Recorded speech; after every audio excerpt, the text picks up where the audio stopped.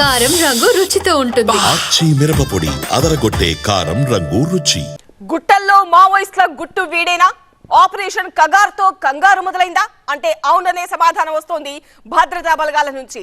మరి కీలక నేతల జాడ ఇంకా ఎందుకు తెలియట్లేదు? అత్యాధునిక టెక్నాలజీతో కర్రగుట్టలను జల్లెడ పడుతున్నా ఇంకా కీలక నేతలు బలగాల నుంచి ఎలా తప్పించుకుంటున్నారు?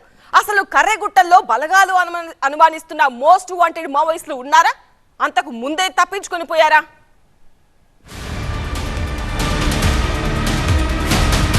కర్రెగుట్టలో ఆపరేషన్ కగార్ 12వ రోజుకు చేరింది. కేంద్ర బలగాలు అంతకంతకు పట్టు బిగిస్తున్నాయి. ఇప్పటికే ధోబో, నీలం సరాయ్ కొండలో బేస్ క్యాంపులను ఏర్పాటు చేశారు. డ్రోన్లతో మావోయిస్టుల కోసం గాలిస్తున్నారు. గుట్టల్లో బంకర్ల కోసం సెర్చ్ ఆపరేషన్ కొనసాగుతుంది. డ్రోన్ సిగ్నలింగ్ వ్యవస్థ కోసం ప్రత్యేకంగా టవర్లను ఏర్పాటు చేస్తున్నారు. మావోయిస్టుల ఏర్వేతే లక్ష్యంగా కేంద్ర బలగాలు కర్రెగుట్టలను అష్ట దిగ్బంధనం చేస్తున్నాయి.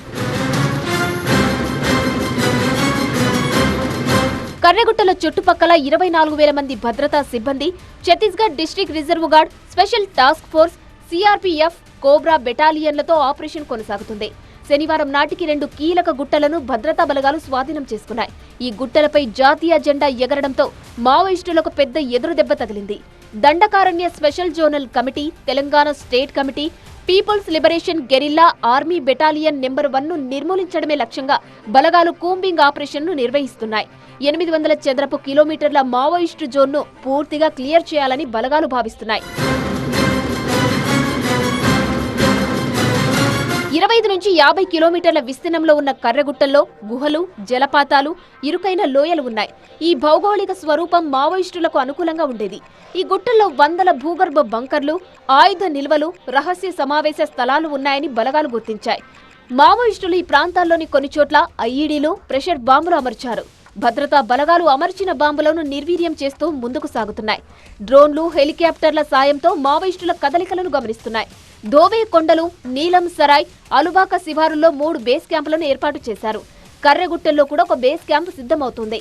K9, K3 డాగ్ స్క్వాడ్లతో బంకర్ల గుర్తింపు కోసం ప్రత్యేక ఆపరేషన్ నడుస్తుంది. బలగాలు టోటల్ మావోయిస్టుల లాజిస్టికల్ నెట్వర్క్ ను ధ్వంసం చేస్తున్నాయి. ఆపరేషన్ కగార్లో ఇప్పటి వరకు 28 మంది మావోయిస్టులు మరణించినట్లు నివేదికలు చెబుతున్నాయి. వీరిలో 4 మహిళలు ఉన్నారు. మావోయిస్టులు PLGA బెటాలియన్ నెంబర్ 1కు చెందినవారని, టాప్ కమాండర్ హిడ్మా నేతృత్వంలో ఉన్నవారేనని అధికారులు భావిస్తున్నారు. హిడ్మా, దేవా, దామోదర్ వంటి కీలక నాయకులు కర్రగుట్టల్లోనే ఉన్నట్లు సమాచారం. అయితే తెలంగాణ సరిహద్దు వైపు కొందరు నాయకులు తప్పించుకున్నారని అధికారులు అనుమానిస్తున్నారు. ఏప్రిల్ 24న 3 మహిళా మావోయిస్టులు చనిపోయారు. ఈ ఘటనలో ఆయుధాలు, బంకర్లు స్వాధీనం చేసుకున్నారు. బలగాలు గుహలు, ఆయుధ నిల్వలను కనుగొంటున్నాయి.